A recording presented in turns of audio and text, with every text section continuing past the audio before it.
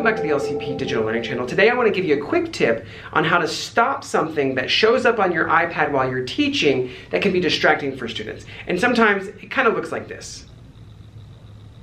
So as you can see, when those notifications drop down, I don't really want my students seeing what somebody is sending me, what an email says. I just want it to say email, or I just want it to say message. So I'm going to show you in settings how to change that. So on my iPad, I'm going to go into settings. Inside of settings, on the left-hand side, you want to go to notifications. On notifications, you're going to see one that says show previews. I'm going to click in here and turn that to never. So now, when you get a notification, it's just going to give a pop-up.